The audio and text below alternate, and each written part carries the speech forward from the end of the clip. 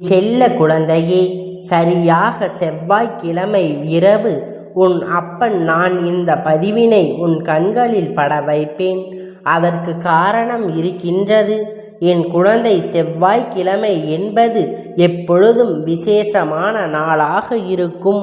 உன் அப்பனானவனுக்கு நீ சாதாரணமாகவே விளக்கு ஏற்றத்தான் செய்வாய். அப்படி இருக்கும்போது இந்த செவ்வாய்க்கிழமையில் என்ன விசேஷம் இருக்கிறது என்று நீ நினைக்கலாம். என் தங்கமே, இது உனக்கு நன்றாக தெரிந்திருக்கத்தான் செய்யும். சதுர்த்தி நாளாகும். உன் வாழ்க்கையில் பல நல்ல விஷயங்களை நடத்தி காட்டுவதற்காகத்தான் இன்று காத்து கொண்டு இருக்கின்றேன். என் குழந்தை, இந்த அப்பனிடத்தில் வந்து என்ன வேண்டும் என்று நீ கேட்கின்றாயோ அதை நான் என் மனதில் வைத்திருக்கின்றேன். என் குழந்தை, நீ கூட இந்த அப்பனிடத்தில் கேட்ட விஷயங்களை மறந்திருக்கலாம்.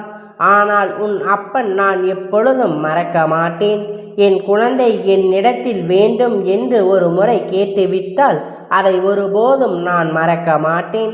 மறக்காமல் என் குழந்தைகளின் கையில் கொடுக்க வேண்டும் என்றுதான் உன் அப்பன் நினைப்பேன். என் தங்கமே, நான் நினைத்தாலும் நீ எனக்கு உகந்த சில நாட்களில் உன்னுடைய அந்த வேண்டுதலை மீண்டும் கேட்கும் பொழுது உன் அப்பன் உடனடியாக ஓடி வந்து அதனை நிறைவேற்றி தருவேன். அதற்கு உகந்த நாளாகத்தான் இன்றைய நாளை நீ பார்க்க வேண்டும். ஏனென்றால் மறக்க மாட்டேன். நான் ஓடி வந்து என் குழந்தைக்கு என்ன விஷயங்களை வேண்டுமென்று கேட்டாயோ, ஆவலோடு நீ எதிர்பார்த்து காத்து கொண்டு இருக்கின்றாயோ, அந்த விஷயத்தை நான் உன் கையில் தந்து விடுகின்றேன்.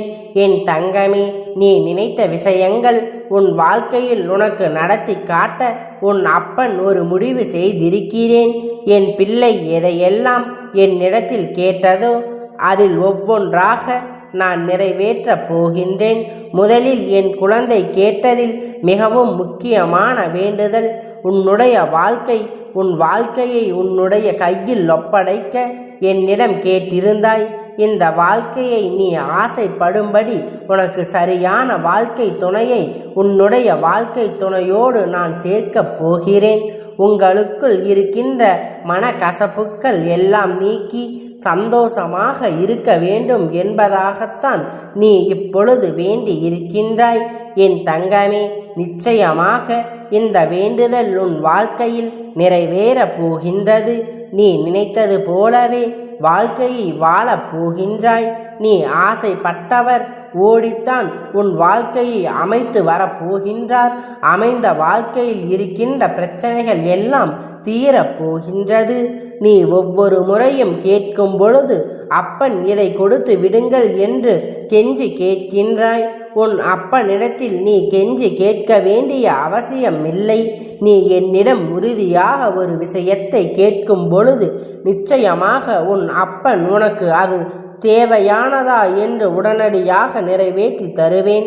நான் உடனடியாக உன் கையில் தராவிட்டாலும் நான் என்னுடைய கணக்கில் உனக்கு அதை முடிவு செய்து விட்டேன் என்றால் அதனை ஒருபோதும் நான் மறப்பது கிடையாது. உனக்கு கிடைப்பதற்கான காலங்கள் தான் தாமதமாக வந்து சேர்ந்து கொண்டு இருக்கின்றது. தவிர என்னுடைய முடிவு எப்பொழுதோ எடுக்கப்பட்டதுதான். நீ நினைக்கலாம், அப்பன் எப்பொழுதுமே உன்னுடைய வேண்டுதல் நிறைவேறும், உனக்கு நிச்சயமாக இது கிடைக்கும், நான் உனக்கு நடத்தி தந்தே தீருவேன் என்று உறுதியாக சொல்கின்றேன். நமக்கு ஒன்றுமே நடக்கவில்லையே என்று நினைக்கலாம். என் தங்கமே, நன்றாக புரிந்து கொள். நான் ஏற்கனவே எழுதி முடித்து விட்டேன். நீ அதில் இப்பொழுது வாழ்ந்து கொண்டு இருக்கின்றாய். இனிமேலும் அடுத்த நொடி கூட உனக்கு என்ன நடக்கும் என்பதை உன் அப்பன் சொல்ல முடியும். ஆனால் என் தங்கமே, எதிர்காலத்தில் நடக்க இருப்பதை உனக்கு நான் புரிந்து தான் சொல்லப் போகிறேன். அதன்படித்தான் நீ நடந்து கொண்டு இருக்கின்றாய். நான் முழுவதுமாக உனக்கு சொல்ல மாட்டேன். ஏனென்றால் கஷ்டங்கள் வருகின்றதே, அதையெல்லாம் கடந்து அதிலிருந்து அனுபவங்களை நீ கற்றுத்தான் வெளிவர வேண்டும். அதுதான் இந்த வாழ்க்கையை நான் உனக்கு கொடுத்திருப்பது முடிவு என்பதை உனக்கு சொல்லுகின்றேன். நல்ல முடிவினை மட்டும்தான் உனக்கு எப்பொழுதும் தந்து கொண்டு இருக்கின்றேன். அதையெல்லாம் கடந்து அதிலிருந்து அனுபவங்களை நீ கற்றுத்தான் வெளிவர வேண்டும். அதுதான் இந்த வாழ்க்கை நான் உனக்கு கொடுத்திருக்கக்கூடிய முடிவு என்பது வென்று உனக்கு சொல்லுகின்றேன். நான் முடிவினை மட்டும்தான் உனக்கு எப்பொழுதும் சொல்லி கொண்டு இருக்கின்றேன் என்பதை நினைவில் வைத்து கொண்டு தொடக்கத்திலும் முடிவிலும் இந்த வாழ்க்கை உனக்கு தருகின்ற கஷ்டங்களை நீ நிச்சயமாக அனுபவித்து அதிலிருந்து வெளிவர வேண்டும். நீ எப்படி வருகின்றாய், எப்படி இந்த வாழ்க்கையை உணர்ந்து கொள்கின்றாய் என்பதைத்தான் உன் அப்பன் நான் காண ஆசைப்படுகின்றேன். என் குழந்தை மனதில் இருக்கின்ற சந்தேகங்கள் பலவற்றை தீர்த்து வைக்க உன் அப்பன் நான் கடமைப்பட்டு இருக்கின்றேன். என் பிள்ளை, நீ நினைக்கலாம் துரோகிகள் பல என்னை சுற்றி இருந்தாலும் நீ அவர்களை எல்லாம் எதுவும் செய்யாமல் ஏன் பார்த்து கொண்டு இருக்கின்றாய்? எனக்கு துரோகங்களை செய்துவிட்டு அவர்கள் நன்றாக இருக்கின்றார்கள் என்று நம்ப வைத்து கழுத்தை அறுத்தவர்கள் இங்கே நிறைய பேர் இருக்கின்றார்கள். அப்பா, அவர்களை எல்லாம் நம்பி வாழ்க்கையில் ஏமாந்தது ஏராளம், பட்ட கஷ்டங்கள் ஏராளம், பட்டு அனுபவித்தவை ஏராளம் என்று என் குழந்தை நீ வருத்தப்படுவது உன் அப்பன் எனக்கு தெரியும் அல்லவா? நிச்சயமாக இதற்கு உனக்கு பதிலை மிக விரைவாக கிடைக்கும். அவர்களின் நிலை பார்த்து நீ புரிந்து கொள்வாய். என்ன செய்தால் இந்த அப்பனுடைய வாழ்க்கை, அவரின் வாழ்க்கையை என்ன செய்ய போகின்றார் என்று நீ எதையும் நினைத்து வருந்த வேண்டாம். எல்லாவற்றையும் நான் பார்த்து கொள்கின்றேன். தங்கமே, நன்றாக இருக்கும் போதுதான் அவர்கள் வாழ்க்கையில் இருக்கும். ஆனால் அவர்கள் அனுபவிக்க போவது ஏராளம் இருக்கின்றது என்பதை நீ நடக்கும் பொழுது நிச்சயமாக புரிந்து கொள்வாய்.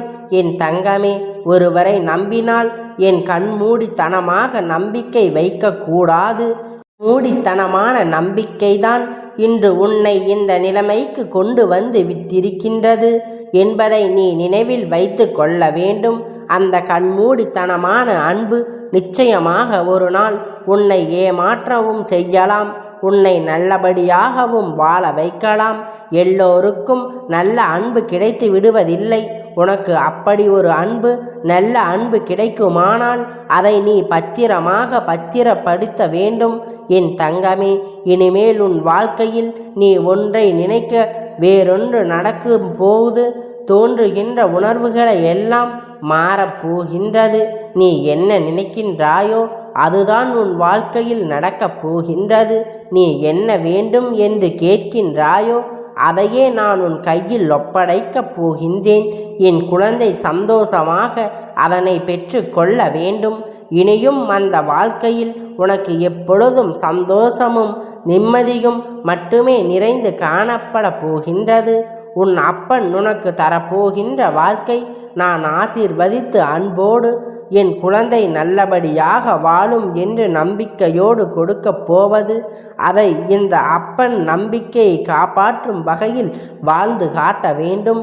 நான் பெருமைப்படுகின்ற வாழ்க்கையில் நீ இந்த வாழ்க்கையை வாழ்ந்து காட்ட வேண்டும். என்னுடைய குழந்தை, எப்பொழுதும் பொறுமையை சகிப்பு தன்மையும் அதிகமாக இருக்கும் பொழுது என்னுடைய குழந்தை, நீ என்ற உனக்கு வந்த பெருமையும் சகிப்பு தன்மையும் எப்பொழுதும் இருந்து கொண்டே இருக்க வேண்டும். எதுவாக இருந்தாலும் வாழ்க்கையில் இதோடு முடியப் போவது இல்லை.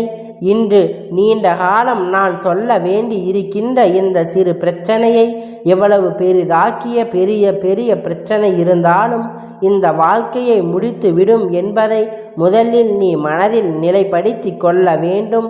எல்லா கஷ்டங்களையும் எளிதாக எடுத்துக்கொண்டு கடந்து சென்று விட வேண்டும். உன் அப்பன் நிச்சயமாக உனக்கு துணையாக நின்று கொண்டு இருப்பேன்.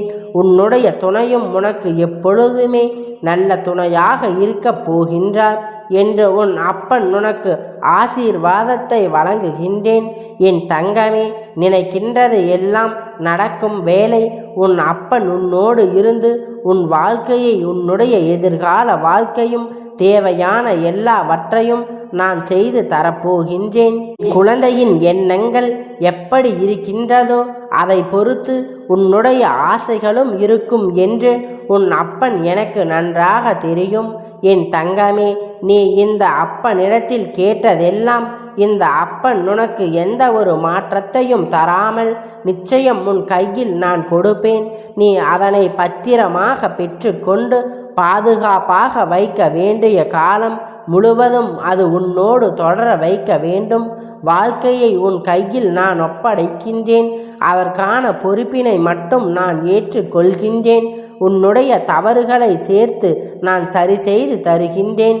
கூடிய விரைவில் நீ சரி செய்ய முடியாத பிரச்சனைகளை மட்டும்தான் இந்த அப்பனிடத்தில் கொண்டு வர வேண்டும். ஏனென்றால் எல்லாவற்றைக்கும் ஓடி வந்தால் வாழ்க்கை முழுவதும் நீ பிரச்சனைகளை எதிர்கொள்ள பயந்து ஒதுங்கி கொள்வாய். என்னுடைய செல்ல குழந்தையே, இந்த அப்பனுடைய ஆசீர்வாதத்தால் எல்லாவற்றையும் நீ சமாளித்து உன்னுடைய வாழ்க்கையை சிறப்பாக வாழ வேண்டும். இந்த அப்பனுடைய ஆசீர்வாதம் உனக்கு என்றென்றைக்கும் முழுமையாக கிடைத்து கொண்டே இருக்கும். கந்தா போற்றி, கடம்பா போற்றி, கதிர்வேலா போற்றி, ஆறுபடை வீடு கொண்ட முருகா போற்றி.